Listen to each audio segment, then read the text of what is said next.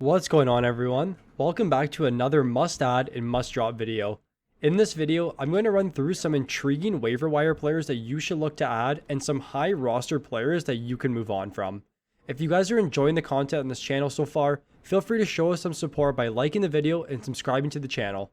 Now, let's hop over to our player of the day.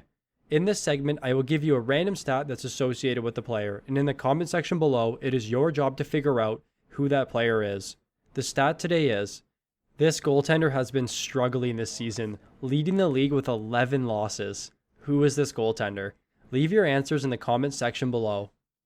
The first must-have player for this week is Andrew Mangiapane of the Calgary Flames.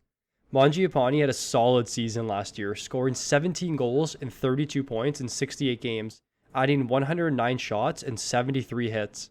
His minutes saw a pretty significant increase last season from 2018, where he played around 13 minutes and 40 seconds per night from just over 10 minutes the season prior. Mangiapane was an intriguing target going into this season, but he shuffled lines at almost a per-game basis. His line had a bunch of success last season when he played on the wing with Mikael Backlund and Matt Tkachuk. Together as a line last season, they had an outstanding 3.26 expected goals for per 60 in over 350 minutes of sample. As a line, they control the play 5-on-5 very well, and this is evident through their 55% Corsi for percentage, 58% goals for percentage, and a 60% high danger chance percentage.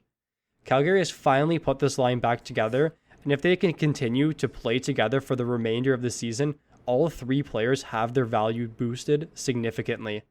Going back to Mangiapane as an individual, he has his ice time this season once again up to 17 minutes and 40 seconds per night, which is a 4-minute increase from 1340 last season. Adding to that, he's also in the Canadian division where goal scoring is extremely inflated. For now, Mangiapane holds more value in deeper leagues, but it'll be important to monitor his minutes and production moving forward. On ESPN, his ownership's at just 14%, and on Yahoo, we see him down at 17%. Up next, we have Brett Pesce of the Carolina Hurricanes. Yet another gem on that amazing Carolina blue line. Pesce has been a pretty pleasant surprise this season. The 26-year-old is entering his 6th full season as a Hurricane and has really impressed so far. In the team's 21 games so far this season, Pesce has recorded 3 goals and 13 points. On top of that, he's added 40 shots in 98 shot attempts and 28 blocks.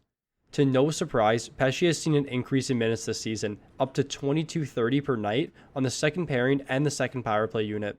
Carolina is one of the deepest teams in the league, both 5-on-5 and on the power play. So this just means that majority of the time Pesce is skating with elite players.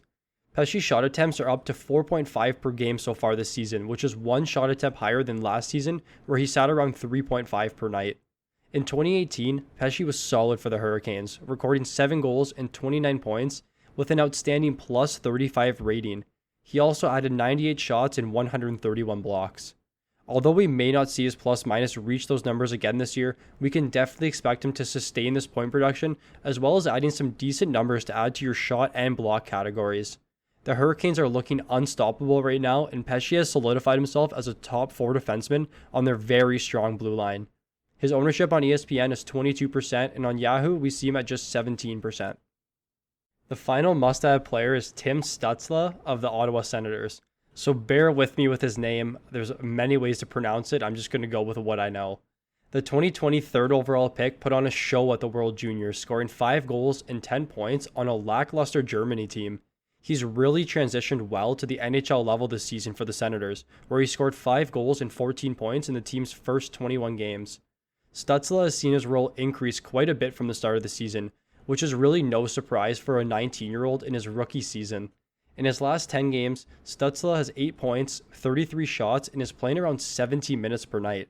Although he is on the third line, Stützle is benefiting from playing on the team's top power play unit. Their power play has struggled a little bit this season, scoring at a 15% clip.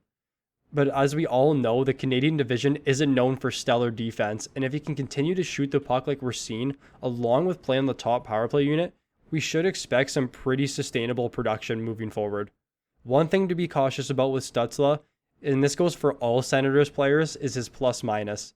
He's sitting at a minus 13 at the time of this video, so if you're in a league that significantly hurts players' values that have bad plus minus, you can look elsewhere.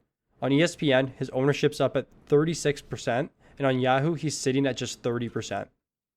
The first drop candidate is Kailer Yamamoto of the Edmonton Oilers. Yamamoto is one of the more exciting young players this season, but has been a nightmare for fantasy owners. Last year, Yam was called up in the final few months and went on a tear, scoring 11 goals and 26 points in 27 games. He also added a plus 17 rating, 44 shots, and 45 hits. In 24 games this season, he has just 5 goals and 11 points. Adding to that, he's recorded just 30 shots, 30 blocks, and 29 hits. The Oilers are a little bit ahead of schedule and are about to pass the 50% mark for their season, and this only hurts Yamamoto's lackluster production. After recording 6 points in his first 7 games, Yamamoto has gotten extremely cold, recording just 2 goals and 5 points in his last 17 games. His minutes are also down to just 16 per night, and he's seen no power play time. Although he is playing alongside Leon Draisaitl, and as a line 5-on-5, they've actually been the worst defensive line in hockey and have added little offense. Edmonton really needs to get him going so they can start winning some games, but at this point in the season, there are just better options available on free agency. On ESPN, Yamamoto's ownership's at 82%, and on Yahoo, he's down to just 64%. The other drop candidate is Anthony Mantha of the Detroit Red Wings. To no surprise, the Wings are bad again this year, but I did have faith in Mantha before the season. He's a player with a lot of upside, but has been battling the injury bug for the entirety of his career. After getting injured last season, Mantha didn't play an NHL game for almost a year leading up to this season. So far this year, he has just 6 goals and 10 points in 24 games, with a minus 14 rating and adding 55 shots. This is a huge 180 from last season, where he scored 16 goals and 38 points in 43 games, his best point pace of his career. The coach of the Red Wings cannot decide what he wants to do with Mantha, and he's basically been on every single line this season in both the top power play unit and the second power play unit. It's hard for me to identify his line mates because of this, but we do know when Larkin and Bertuzzi are healthy, this trio is by far the best line on Detroit. But for now, Larkin and Bertuzzi are battling injury, and Mantha has been pretty useless. There are other options available on free agency in most leagues that will fill out categories much more than Mantha will right now. The final factor is that Detroit is second in the league for games played, meaning they have the second least amount of games left in the season. On ESPN, Mantha is up at 61% ownership, and on Yahoo, he's down to just 23%. That'll do it for our Week 7 must-add and must-drop video. If you enjoyed the video, please leave a like, and if you're new to the channel, please subscribe. If you haven't already, click the link in our description and join our Discord. The Fantasy Puck community is growing, and we want all of you to be part of it. Thank you for watching, and I look forward to seeing you in the next one.